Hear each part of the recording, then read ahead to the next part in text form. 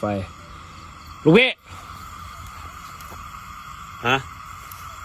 ถามเนี่ย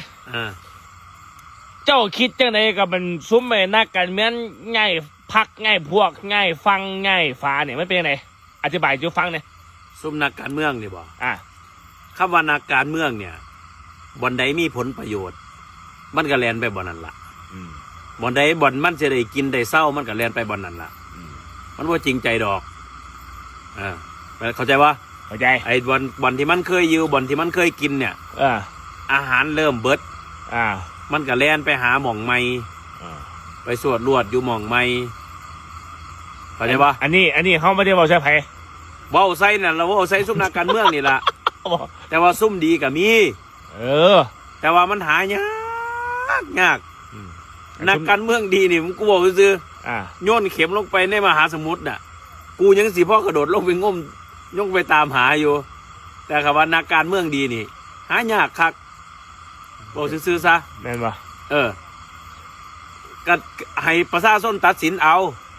ขันมือสูงมึงปึกหลายมึงก็เลือกน้ำก้นเลือกมันเข้าใจปะคนเฮากับมันดีเนี่ยมันอยู่บ่อนใดเขาก็เลือกเข้าใจปะอันนี้แล่นไปบ่อนใดมีผลประโยชน์ก็แล่นไปบ่อนใดมีผลประโยชน์ก็แล่นไป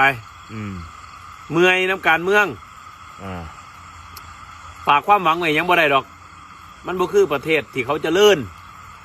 ประเทศที่บ่เจริญบ่พัฒนามันก็เป็นจังซี่ล่ะประชาชนก็เลือกได้ซุ่มแบบนี้ บ้านใหญ่เพิ่นตัวบ้านไงบ้านใหญ่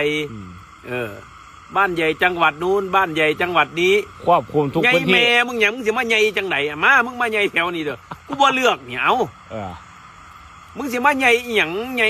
แห่งบ้านใหญ่แห่งหาแต่ผลประโยชน์เข้าตัวเจ้าของไอ้ที่เถียงกันเนี่ยเถียงกันนี่ย้อนผลประโยชน์ตัวเจ้าของเด้ชาวบ้านนี่น่ะสิมีแต่เศษกระดูกเศษหนังมันซุ่มย้ายไปก็ย้ายประชาชนก็ใส่สมองแน่คัดกรองเอาบ่สิเลือกไผดูเรื่องครับผม